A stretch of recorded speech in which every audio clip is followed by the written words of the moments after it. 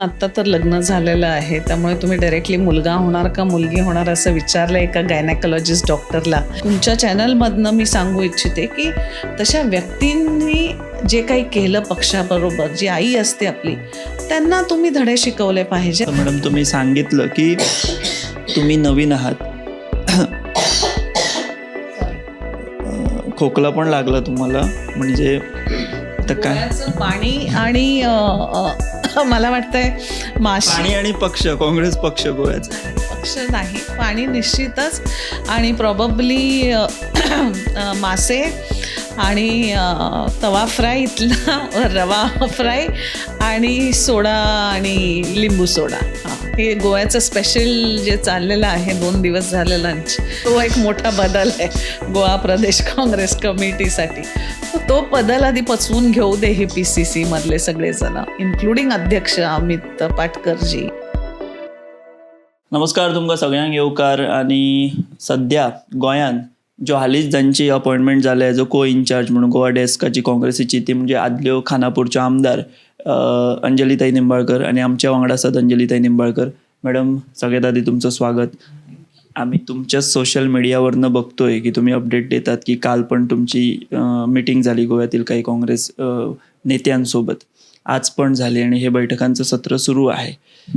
हल्लीच तुम्ही ताबा घेतला आहे आणि तुम्ही या बैठका आता सुरू केलेल्या आहेत. लागतोय ठाव ठिकाणा काँग्रेसचा गोव्यातल्या? अजून तरी सुरुवात आहे. डायरेक्टली अजून आत्ता तर लग्न झालेलं आहे, त्यामुळे तुम्ही डायरेक्टली मुलगा होणार का मुलगी होणार असं विचारलं एका गायनेकोलॉजिस्ट डॉक्टरला, तर ते मी आत्ताच नाही सांगू शकणार. मला अजून तरी पहिलं मुलगा मुलगी पसंत होत आहेत, आणि हळूहळू एक लीडर्सला आत्ता तरी PCC मध्ये बसून हे घेते. एकदा ग्राउंड लेवलला जाऊन परत एकदा DCC जे आहेत प्रेसिडेंट्स आपले नॉर्थ आणि साऊथचे, परत ब्लॉक अध्यक्ष जे आहेत, आणि प्लस कमिटी ज्या आहेत तालुक्याच्या प्रत्येक कॉन्स्टिट्युएन्सीच्या, त्यांना भेटलं की मग थोडंसं मला वाटतं थोडंसं आणि पिक्चर जास्त क्लिअर होईल. आणि आता तर फक्त ट्रेलर चालू झालेलं आहे. सो मॅडम, आता तुम्ही कालपासून ज्या बैठका घेतात, सो काय बेसिकली फीडबॅक मिळतोय तुम्हाला नेत्यांकडनं? कारण लोकसभेची निवडणूक झाली, 1 सीट काँग्रेसनं जिंकला, जो पारंपरिक गड मानला जातो काँग्रेसचा, तो म्हणजे दक्षिण गोव्यातला. आणि उत्तर गोव्यातला गेली सलग 6 टर्म काँग्रेस इथं हार पत्करते. म्हणजे काँग्रेसचं सरकार असताना सुद्धा इथं काँग्रेसचा उमेदवार निवडून येत नव्हता उत्तर गोव्यात, आणि आता पण येत नाहीये. त्या रमाकांत खलपांना सुद्धा तुम्ही मला वाटतं भेटलात, त्यांच्याशी चर्चा केली. ह्याबद्दल काही निरीक्षणं, काही विश्लेषण वगैरे किंवा चर्चा झाली का? नाही, निश्चितच आज निदान जवळजवळ 30-35 लोकांना कालपासून भेटणं झालेलं आहे. आणि सिनियर्स ज्युनियर्स असंच दोन्हींचंही, नवीन जुने असे दोन्हींचंही जे एक मिश्रण गोवा प्रदेश काँग्रेस कमिटीमध्ये आहे, व्हाईस प्रेसिडेंट धरून general secretaries plus the executive members, सगळ्यांचं असं एकेकांचं असं म्हणणं आहे की आम्हाला मीटिंग्स होत नाही आहे तिथे, परत रेग्युलरली विचारलं जात नाही, किंवा एक मान सन्मान, सेल्फ रिस्पेक्ट जो एक कुठल्याही माणसाला जगण्यासाठी लागतो, तो एक थोडासा दिला पाहिजे, किंवा अमुक वर्क आम्हाला नॉर्थमध्ये दिलं नाही कॉन्स्टिट्युएन्सीजमध्ये काम करायला. असं बऱ्याचशा अशा वेगळ्या गोष्टी आहेत. पण ज्या काही कुटुंबातल्या ज्या लहान सहान गोष्टी असतात त्याच चर्चेला सध्या सगळ्यांनी मनमोकळेपण, मला मेन ह्याच्यातला आनंद या 2 दिवसातला काय होतोय बॉस, की मनमोकळेपणाने सगळ्यांनी पहिल्यांदा कोणतरी आपल्याकडे इन्चार्ज असं विचारतंय आणि बोलतंय म्हणल्यावर मनातलं जे काही सुख असू दे, दुःख असू दे पार्टीबद्दल, ते त्यांनी मनमोकळेपणाने सांगितलं. आणि कसं ते एकदा सांगितलं म्हणजे डिसीज, आजार काय आहे ते कळालं की त्याच्यावर उपाय काढायला येतो. म्हणजे त्याला गोळी दिली पाहिजे का इंजेक्शन की ऑपरेशन केलं पाहिजे. मग ते त्या पद्धतीने आता हळूहळू सगळ्यांची विचारधारा घेऊन, सगळ्यांना मिळून एकत्र घेऊन शेवटी काँग्रेस बांधायला चालू केली तर पाहिजेच परत एकदा. कारण जे काही मागच्या असेंब्ली इलेक्शनमध्ये असू दे किंवा लोकसभेच्या इलेक्शनमध्ये असू दे, जे काही हामी राहिल्या होत्या, ज्याच्यामुळे व्यक्ती जे घराला सोडून, आईला सोडून सावत्र आईकडे गेले, तर तशा व्यक्तींना टीका करण्याऐवजी जे लोक तुमच्या चॅनलमधनं मी सांगू इच्छिते की तशा व्यक्तींनी जे काही केलं पक्षाबरोबर, जी आई असते आपली, त्यांना तुम्ही धडे शिकवले पाहिजेत, ना की काँग्रेस पक्षाबद्दल. काँग्रेस पक्ष हा मोठा समुद्र आहे आणि समुद्राने प्रत्येक तऱ्हेचे मासे सांभाळून घेतलेले आहेत. कुठल्या मास्याला, आणि जर मासा मेलेला असेल तर त्याचं ते कर्म त्याला भोगावे तसे लागतात. त्यामुळे आपण समुद्रकिनारी राहणारी माणसं आहोत. समुद्राचे सगळे प्रत्येक मासे खाऊन आपण हे करतो. तसं आमचा काँग्रेस पक्ष आहे. प्रत्येकाला जर लोकांसाठी काम करायचं असेल त्यांनी निश्चितच काँग्रेस पक्षात यावं, काम करावं, पण आईला सोडून जायचा विचार निश्चितच करू नये. पण मॅडम, आईला सोडून जाता कामा नाही असं तुम्ही म्हणता, म्हणजे बेसिकली तुम्ही डिफेक्टर्सच्या बाबतीत बोलता, मागच्या वेळी जे काही झालं ते. मग ह्यावर पक्ष काय पुढे, लोक असंच म्हणतात की आम्ही निवडून द्यायचं आणि मग हे आमदार दुसऱ्या पक्षात जातात आणि तिथे पदं घेतात, मंत्रिपदं घेतात आणि काँग्रेस पक्ष असाच अडगळीला मग पडतो. मग ह्यावर पुढची तुमची स्ट्रॅटेजी काय असणार आहे किंवा त्यावर काय? म्हणण्यापेक्षा मी मागे जाईन थोडंसं. या 8 डिफेक्टर्सला लोक का प्रश्न विचारत नाही आहेत त्यांच्या कॉन्स्टिट्युएन्सीमध्ये, की आम्ही तुम्हाला माणूस म्हणून पण आणि प्लस काँग्रेस पक्षाचे म्हणून तुम्हाला निवडून दिलं होतं, तुम्ही असं का केलं, म्हणून लोकांनी त्यांना त्यांची लायकी दाखवायला पाहिजे असं मला वाटतं. हे माझं व्यक्तिगत मत पण आहे. आणि ॲज अ एक्स MLA म्हणून जेव्हा तुम्ही MLA म्हणून मिरवता तेव्हा तुम्ही पक्षाचीच नाही तर लोकांनी दिलेल्या त्या वचनाशी पण बांधील असता, आणि ते जर तुम्ही निभवत नसेल तर निश्चितच तुम्ही लोकांना उत्तर दिलं पाहिजे आणि लोकांनी त्यांना हे प्रश्न विचारले पाहिजेत. राहिला पक्ष काँग्रेस पक्षाच्या संघटनेबाबतीतचा, निश्चितच मी तुम्हाला सांगितल्यासारखं आम्ही सगळ्यांना घेऊन बरोबर चालतो आणि त्याच्यातले आता कोण चांगले आणि कोण वाईट निवडून आईसारखं आम्ही सगळ्यांना आपल्या पोरांना सांभाळायचा प्रयत्न करतो. पण एखाद दुसरे पोरं अशी नालायक निघाली की काही करू शकत नाही. आईने शेवटी तिचा मोठापणा दाखवून सगळ्यांना सांभाळून घेऊन पुढे चालावंच लागतं. मॅडम, आज सुद्धा आपण जर बघितलं काँग्रेसमध्ये, गोवा काँग्रेसमध्ये, तर गटातटाचं राजकारण आपल्याला पाहायला मिळतं. अनेक गट आहेत. म्हणजे आता विद्यमान प्रदेशाध्यक्ष पाटकर यांच्या विरोधात सुद्धा एक गट मोठ्या प्रमाणात सक्रिय आहे. असं म्हटलं जातं की विरोधकांना सुद्धा काँग्रेसमधनं ज्या गोष्टी कळतात त्या सुद्धा ह्याच गटाकडनं त्यांना सांगितल्या जातात, पुरवल्या जातात. सो ही जी एक संस्कृती आहे काँग्रेसची आणि गोव्यातली तर त्याची परंपरा आहे, अजूनही ती सुरू आहे. मग ह्यावर कशी पक्ष करेल आणि खास करून तुम्ही यावर कशा मात करणार? नाही, सध्या तरी मी सगळ्यांचं ऐकून घ्यायचा प्रयत्न करते आणि गटातटाचं राजकारणपर्यंत अजून पोचले नाही आहे. मी तुम्हाला सांगितल्यासारखं अजून पिक्चर ट्रेलर्सवरच चालू आहे अजून माझं. त्यामुळे नाराजी ही प्रत्येकाची कोणाची ना कोणाची काहीतरी असतेच, त्याच्यात काही वादच नाही आहे. पण अध्यक्षांवर तर मला वाटतं सगळ्यात जास्त सगळेजण सगळ्याच ठिकाणी नाराज असतात, कारण त्यांना चांगलंही लागतं, वाईटही लागतं, हर प्रकारची लोकं असतात. त्यामुळे प्रत्येकाला प्रत्येक वेळेस समाधान करता येत नाही. त्यामुळे जे काही आहे, मला तुमच्या चॅनलमार्फत पण, मी इंडिव्हिज्युअली तर सगळ्यांनाच बोलले आहेत, चॅनलमार्फत पण सगळ्यांना एक सांगू इच्छिते, BJP काय करते आणि तुम्हाला कसे खबरी तुम्हाला सोडायचे ते तुम्ही सगळे सोडून बघा. काँग्रेस पक्षाच्या कार्यकर्त्यांना एवढंच सांगते की जे काही आहे घरात सांगा, तुम्ही बंद खोलीमध्ये सांगा, ऐकायला आम्ही सगळेजण आहोत. पण त्याचा बाहेर गावभर बाजारभोंगा करून तुम्ही तुमच्या घरातलं भांडण बाहेर जर आणत असेल, किंवा आता तर भांडणच नाही आहे तरी पण तुम्ही बाहेर जर भांडण दाखवायचा प्रयत्न मीडियामार्फत जर तुम्ही पण करत असेल तर सगळं हे विसरून जा. कारण हाताची 5 बोटं असतात, 5ही बोटं समान नसतात, पण हा हात कायम राहिलेला आहे. आम्ही यायच्या आधी पण हात होता, आम्ही गेलो तरी पण त्याच्यानंतर सुद्धा हा हात राहणार आहे. 1980ला कमल आलेला आहे. हाताचा इतिहास खूप मोठा आहे आणि जन्माला आल्यापासूनच नाही, त्याच्या आधीपासून पण हाताचा खूप मोठा इतिहास आहे. तुम्ही म्हणालात की हाताची 5 बोटं ही सारखी नसतात, पण ज्यावेळी सत्तेचा घास घेतो तेव्हा ती 5 बोटं एकत्र येणं अपेक्षित असतं. ते झालं नाही तर मग गोंधळ उडतो किंवा गडबड होते. सो ती 5 बोटं एकत्र घास घेताना सत्तेचा येतील का, हा तुम्हाला विश्वास आहे भविष्यात? प्रश्न घासीचा नाही. मला सत्तेचा हात घास घेण्यापेक्षा हाताने मला हाताची मुठ्ठी करून एकत्र त्यांना बांधून ठेवून विरोधकांना त्या मुठ्ठीचा मोठा मुक्का कसा मारता येईल ह्याचं जास्त का मारण्याच्या तयारीत तुम्ही आलेला आहात गोव्यात? निश्चितच. कारण 27ची इलेक्शन आम्हाला कुठल्याही परिस्थितीत असू दे, हाताचा असा घात न घाता असा काढून लोकांच्यासाठी, नुसतं काँग्रेस पक्ष म्हणून नाही, लोकांच्यासाठी, लोकांच्या ज्या आज बऱ्याच संवेदना आहेत, लोक ज्या त्रासातनं जात आहेत, त्या त्रासाला कमी करण्यासाठी हाताची मुठ्ठी बांधणं, मूठ बांधणं हे आज काळाची गरज आहे. मॅडम, तुम्ही आता मागे आला होता, आता तुम्ही मीटिंग घेतात. कोणते प्रश्न वाटतात तुम्हाला की गोव्यात या घडीला ज्वलंत आहेत, किंवा जे काँग्रेसनं घेतले पाहिजे, लोकांना ते अपेक्षित आहे, याविषयी तुम्ही काही निरीक्षणं, काही अभ्यास? कारण हल्लीच एक मोठा विषय झाला तो म्हणजे वेलिंगकरांचा गोव्यात मोठं एक वादळ निर्माण झालं दक्षिण गोव्यात, आणि एक ते सगळं कम्युनल चित्र तयार झालेलं त्यांच्या एका स्टेटमेंटमुळे. सो असे कोणते प्रश्न आहेत की काँग्रेसने हाती घेतले पाहिजेत, लोकांमध्ये गेलं पाहिजे आणि ह्या प्रश्नांना वाचा फोडली पाहिजे असं वाटतं? तुम्ही नॉर्थ गोव्याला कधी उतरला असेल एअरपोर्टला, कारण मला बँगलोरवरनं येताना मला आजकाल फ्लाईट तिथेच उतरत आहेत. येताना 2 डोंगराच्या मधनं ब्रिजचा एक रस्ता जातो मोठाच्या मोठा.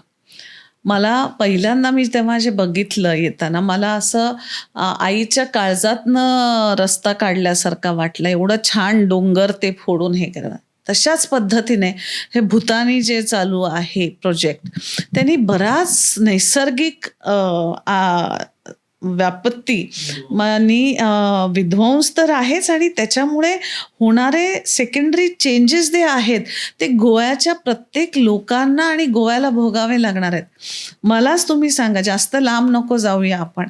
कालच जो पाऊस पडला, कधी ऑक्टोबरमध्ये गोव्यात एवढा पाऊस पडलेला तुम्ही बघितलेला आहे का? मी इतिहासामध्ये जात नाही.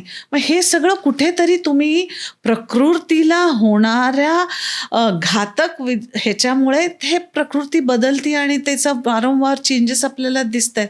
मग ते गोव्यामध्ये मग ते कोल मायनिंगचा असू दे विषय, किंवा हे जुवारी आणि भूतानीसारखे जे लँड माफियाचं जे चाललेलं तो विषय असू दे. अक्षरशः पेपर उघडलं की पहिला ॲड असतं की गोवा फॉर सेल म्हणून, आणि नुसतं तेच नाही, फेसबुकला हे ते पण लिटरली तुमच्याकडे पैसे असतील तर 5 एकर जागा इकडे, 10 एकर जागा इकडे, असं सगळं चालवलं आहे. आणि वरनं एवढं सगळं पेपर्सला बघताना, एवढं सगळं स्वतःच्या डोळ्यांनी लोक भोगताना, CM जर असं म्हणतात की गोव्याच्या लोकांना गोव्यामध्ये काम मिळालं पाहिजे म्हणून, अरे कुठे मिळतंय? तुम्ही असलेला गोवा जर बाहेरच्यांना विकायला निघालेला आहे तर तुम्ही गोवावाल्यांना काय काम देता, हा प्रश्न पण पडतोच ना शेवटी. असंही एक बोललं जातं की कुठेतरी नवे बदल काँग्रेसमध्ये होतील GPCC मध्ये. काही तथ्य आहे का त्यात? काही नवीन बदल होणार आहेत, किंवा आता तुम्ही ज्या गाठीवाटी घेतल्यात त्यात कोणी काही असं सुचवलेलं वगैरे आहे का? सध्या तरी मीच नवीन आलेली आहे. तो एक मोठा बदल आहे गोवा प्रदेश काँग्रेस कमिटीसाठी.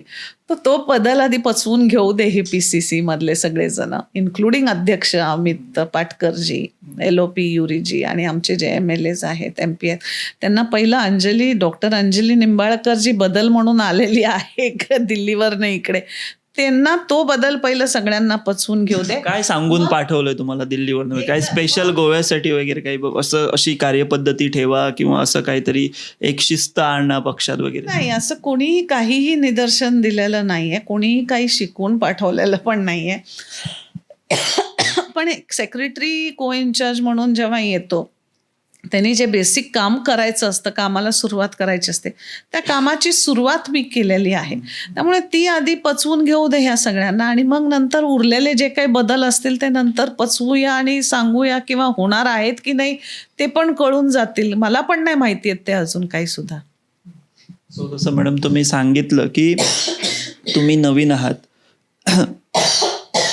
सॉरी, खोकला पण लागला तुम्हाला, म्हणजे आता काय? गोव्याचं पाणी आणि मला वाटतंय माशी. पाणी आणि पक्ष, काँग्रेस पक्ष गोव्याचा नाही, पक्ष नाही, पाणी निश्चितच, आणि प्रॉबब्ली मासे आणि तवा फ्राय, इथला रवा फ्राय आणि सोडा आणि लिंबू सोडा. हां, हे गोव्याचं स्पेशल जे चाललेलं आहे 2 दिवस झालं लंच, त्याचा एक परिणाम असेल. आणि दुसरा आनंद असतो म्हणजे जिथे हॉटेलला जाते तिथे मला माझे खानापूरची मुलं पण भेटत आहेत प्रत्येक ठिकाणी. इनफॅक्ट आज पण मला दुपारी 3 जण भेटली.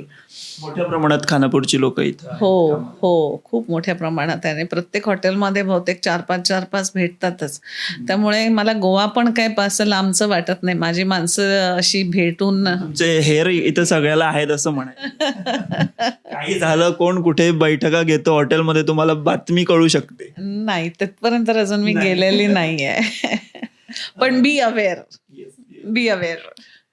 सो मॅडम, तुम्ही नवीनच आता ताबा घेतलेला आहे, जसं तुम्ही सांगितलं. जास्त काही विचारण्यात का तर फायदा नाही, कारण अजून तुम्ही म्हणता की प्रायमरी स्टेजला तुम्ही आहात.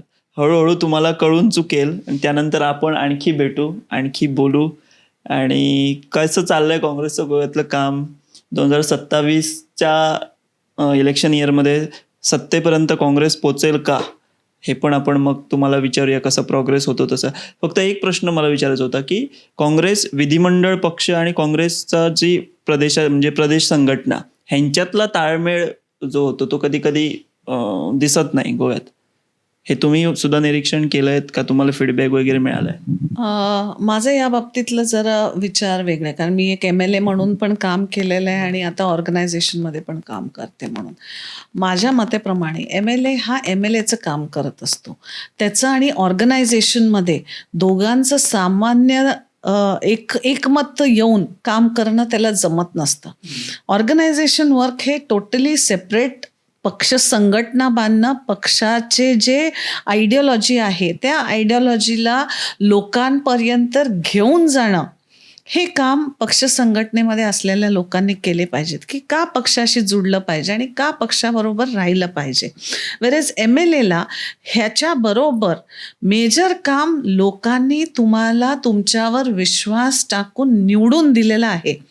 तर तुमची काँग्रेस आयडियोलॉजी बरोबर तुम्हाला लोकांची कामं पण तिथे करावी लागतात. गटर, पाणी, रस्ता, लाईट, सगळ्याच कामांमध्ये तुमचं जास्त लक्ष असलं पाहिजे, कारण लोकांनी तुम्हाला त्या सुविधा पक्षामार्फत नाही पण MLA म्हणून तुम्ही तिथपर्यंत पोचवलेला पाहिजे. त्यामुळे MLA म्हणून तुमची प्रायोरिटी पहिली लोकांची सेवा करणं असतं.